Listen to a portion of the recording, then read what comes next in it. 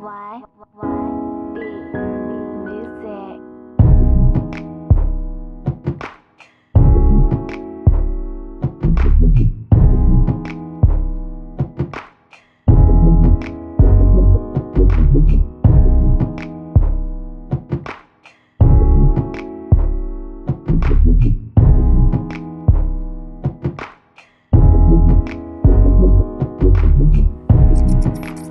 Hey guys, welcome to my channel. I'm actually shooting in my room right now. I'm trying to do like vlog style. Excuse my hair. I took my hair out of those twists that you saw in the last video and decided to just rock my little natural fro or whatever. I just wanted to do a quick intro for my second video. Thank you to those that watched the first one. My views, I'm trying to get them up so I can make better content for everyone.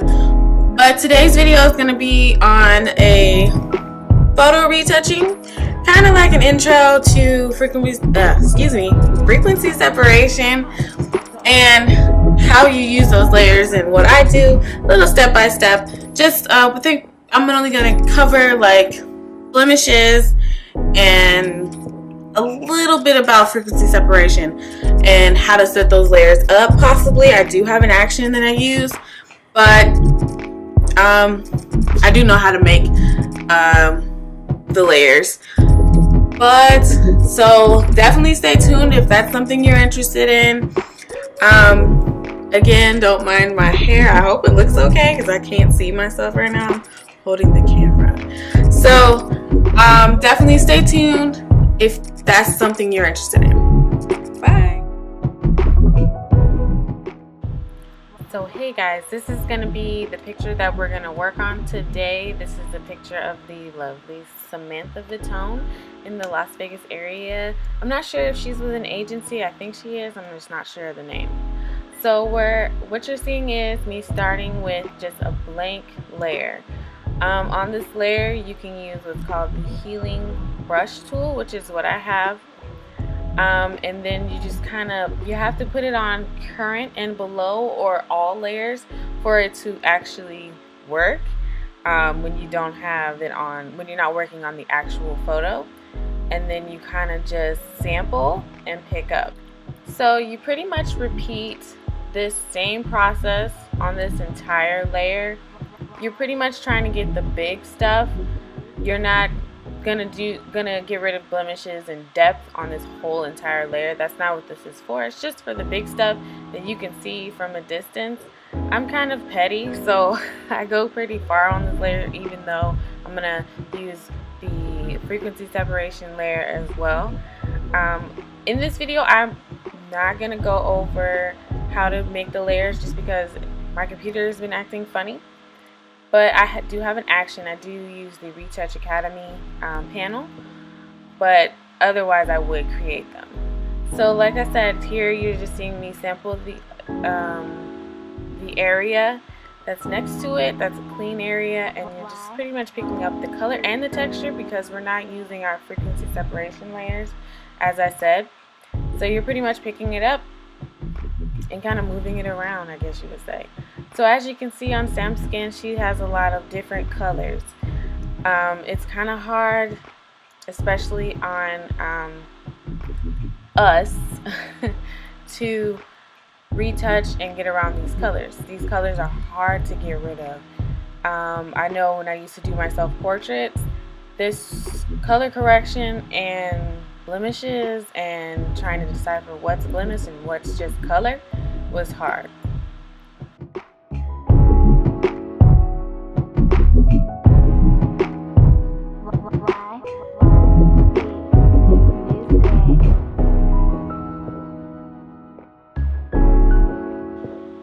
Okay, so now that that's done, we can move to the frequency separation.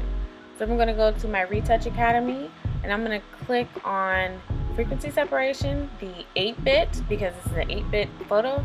You would choose 16-bit for a 16-bit photo. Okay, so you're going to choose the radius that you want to use. It's depending on the picture what radius you choose. I choose a different radius pretty much every single time. You're going to let that go through, and you're going to come up with 3 layers: your low frequency, your correcting tones, and the high frequency. I normally start on the low, and you're going to go to your healing brush tool and click on that and put it back to current layer, because we are on a frequency layer and we're just working right now with the colors. I use a Wacom tablet, so I have it set to pin pressure, and these settings were based off of a Jessica Kobasi video for the healing brush. So again, it's the same principles. You're going to go in and select a clean area, and you're going to kind of sweep, not necessarily sweep, but you're sampling and kind of brushing it in. And of course, you're going to follow that all the way around the entire image. Depending on the skin and the quality of the image, you may see more than a slight difference. If you're seeing big differences, then something's going on with your radius settings. But as you can see me going through that harsh area under her eyes, trying to soften that up some and get those colors blended better.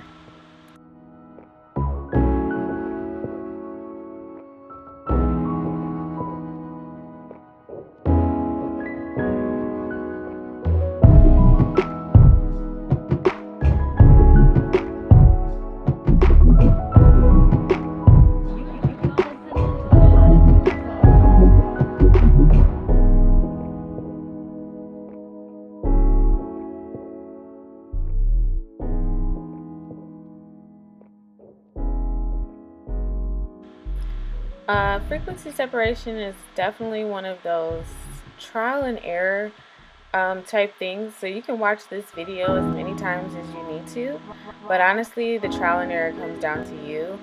I've been doing frequency separating for a couple of years, and I still have issues with it sometimes. There's other ways to do this, but I personally like the frequency separation. But it's definitely a trial and error, and there's no easy way to get really nice skin. So if that's what you're looking for on here, there's no solution for that. Especially if you shoot brown girls like I do, there's no just magical anything when it comes to retouching brown girl skin.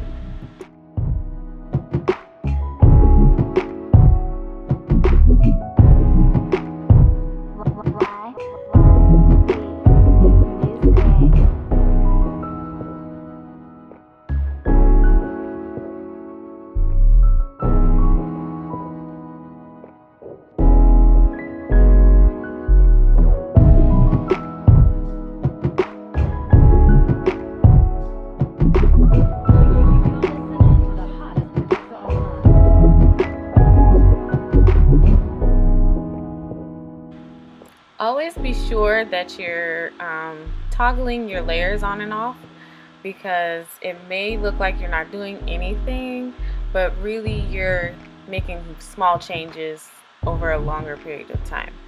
So as you can see, this image of Sam is transforming. It just seems like you're doing so much and you can't see it.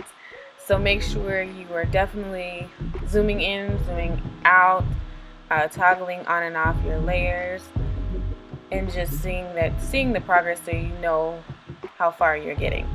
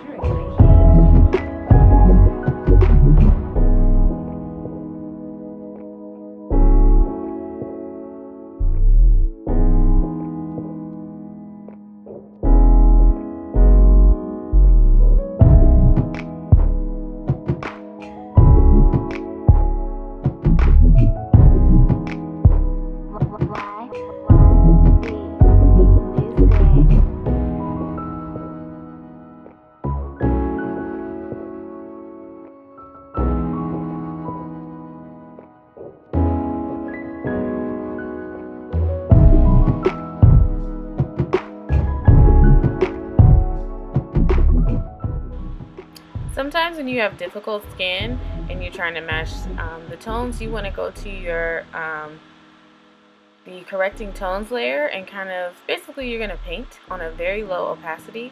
You're going to paint in those colors. A little bit goes a long way here, guys, so don't get heavy-handed. I'm normally heavy-handed on this layer, that's why I don't use it. But just for demonstration's sake, because she has so many different colors on her chest, we're going to try to downplay those a little bit and kind of try to blend them in. So we're just going to take that and paint it in.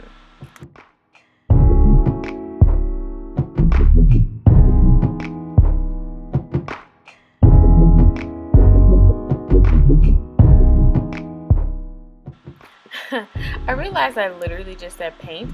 We were sampling and painting. But as you can see, what we just did, toggling it on and off to see before and afters, it kind of is a little different, of course, but it's not going to make huge differences. So we've selected our high frequency layer. We have selected the clone stamp. I put it on 100% on this layer just because you're on a structured layer. You can only do so much anyway. But what you're going to do is pretty much select the area that is cleanest next to it, and you're basically literally cloning that area.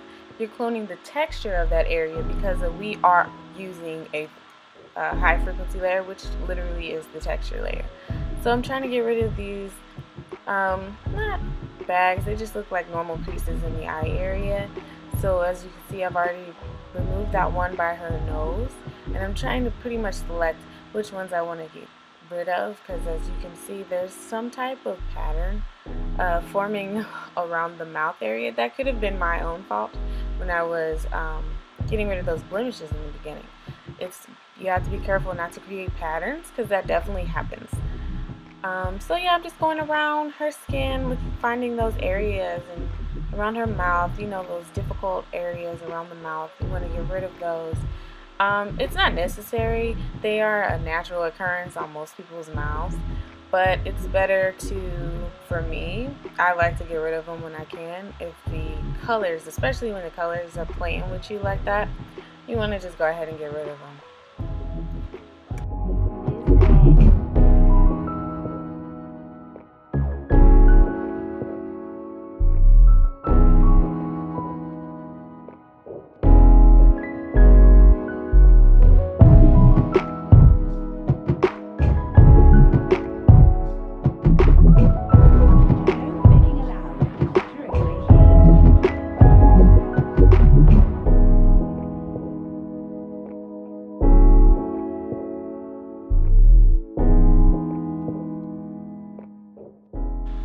Okay, looks like we're getting to the end of getting rid of some of those unwanted textures. Taking a look at it, zooming in and out, turning the layers on and off so you can see those differences. It's actually a lot when you think about it, how much time you just spent. So we're going to rename it to Frequency Separation 1 because we are going to do a second frequency separation set of layers, and we're going to rename it Frequency Separation 2, and I'm basically creating it for the low layer. I'm not actually going to use the other layers in it, but I'm actually going to use what's called the mixer brush on the low layer at a low opacity to kind of blend in those difficult colors that are around the chin area and around the nose. And sometimes you can blend the makeup, you just have to be really careful. Okay, so we've selected our brush. Please notice the settings at the top. I didn't really know how to set it, so I just put everything on 50. So basically with the mixer brush tool, you are literally sampling color and texture, I believe, and this is one of those where you're sweeping. So you'll select some colors, like select on the jaw on the left side, and you're going to sweep those dark colors into the light colors, and they are supposed to blend. It's kind of hard to see in this video. I'm not sure why the brush isn't showing up, but basically I'm going to go all over her face and kind of blend these colors. I apologize if you guys can't see it because I kind of can't see it, but if you notice that there is differences happening on her face, these colors are actually blending. I can see them, but I just can't see the brush.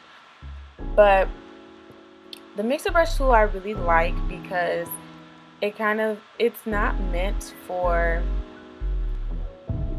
portraits, I believe. I think it's more so meant for if you're a cartoonist or doing fine arts, because it kind of a little bit goes a long ways with this, and you can have them looking cartoonish if you don't know how to do this properly.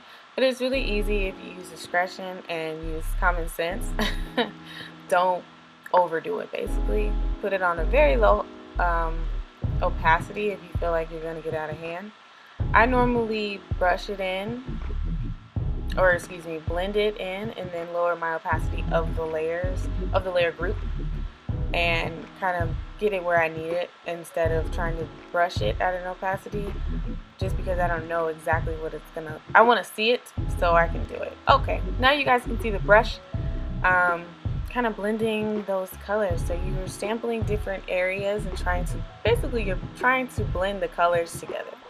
As you can see, Sam is making a little bit of a transformation in the skin area, being that these colors are trying to blend. Yeah, so I like this method, but everybody doesn't have to use it. It's not for everybody, but you just basically are mixing your colors and trying to get them mixed in a more flattering way than what they're mixing naturally in the camera.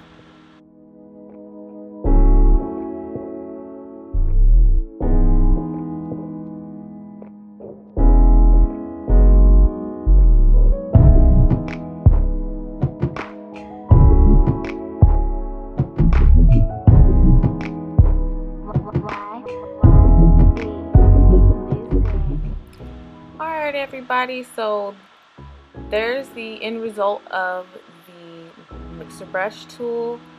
Definitely don't do what I did and forget your hands. Make sure you always remember the hands in the picture. Don't forget, because you have to have them to match what you're doing. You want to retouch your hands and everything like you would everything else.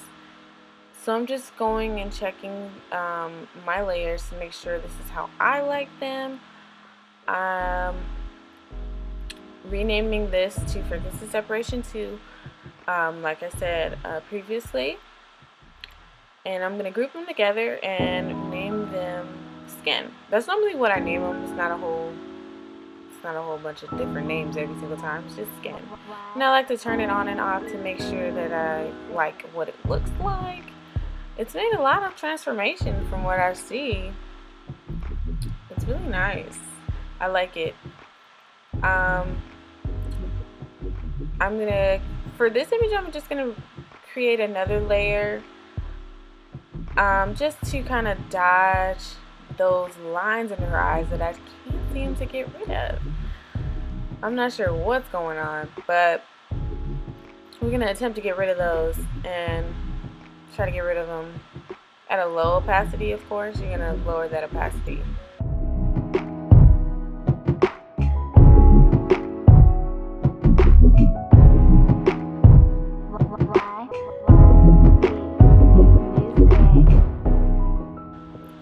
Again, I apologize for the disappearing paintbrush. I'm not sure why it keeps disappearing. I didn't notice it, or I definitely would have stopped the screen recording. But anyway, we're coming towards the end of the video. If you would like to see a video of me dodging and burning this image, definitely leave a comment below. Leave a comment if this was helpful. Leave a comment for more and topics and anything like that. I thank you for watching. Bye.